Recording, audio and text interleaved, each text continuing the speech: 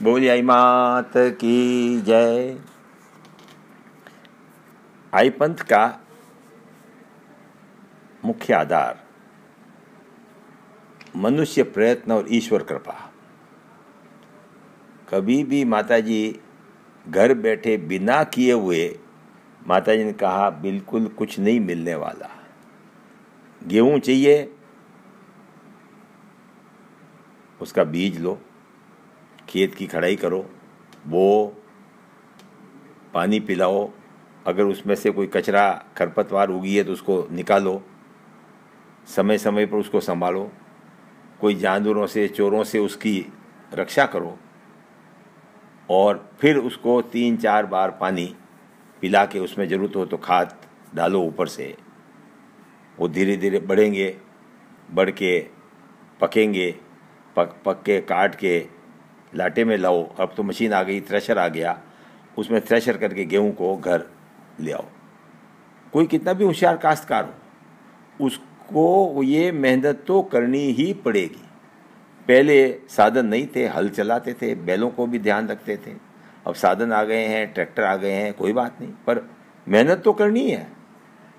पहले मुझे पता है, गेहूं काट के माथे पर भारा ले के आते थे और लाटे के अंदर डालते, फिर बैलों को घुमाया जाता, उसके पीछे पीछे किसान घूमता, उसके पाँव में बैलों के खून आने लगता, आदमियों भी पट्टे बांध बांध के घूमते।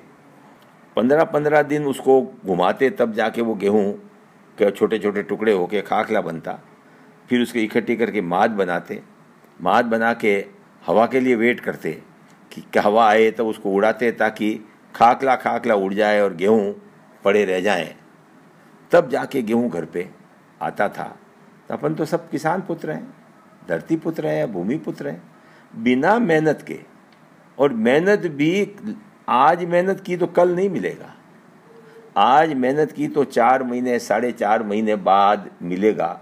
और वो भी कितना मिलेगा, वो सिर्फ आपकी मेहनत पर ही आधारित नहीं है। कुएं में पानी खत्म हो गया,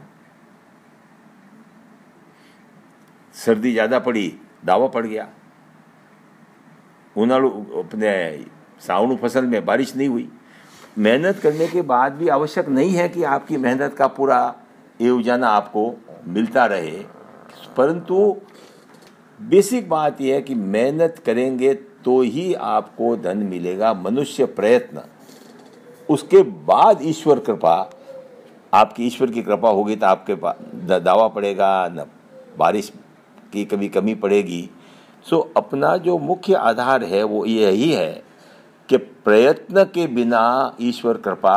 इसलिए जब कभी माताजी से मांगो, एक छोटी सी कथा आती है। एक भगत जाता था, रोज हनुमान जी जाके कहता था साहब मेरी शादी कराओ, मेरी शादी कराओ। एक दिन पुजारी आ गया, उसने कहा साहब हनुमान जी तो खुद ही कमा रहे हैं, वो तुम्हारी शादी कहाँ से कराएंगे, जाओ मेहनत करो, बाहर जाओ। सो भगवान के पास देने को कि साहब मेरे को धन दे दो, तो भगवान के पास तो धन है नहीं कि धन दे देंगे। कि भगवान मेरे को ऐसी बुद्धि प्रदान करो कि मैं मेहनत करके, मैं नई नई कोई योजना बना के, धंधा करके और पैसा कमा सकूं।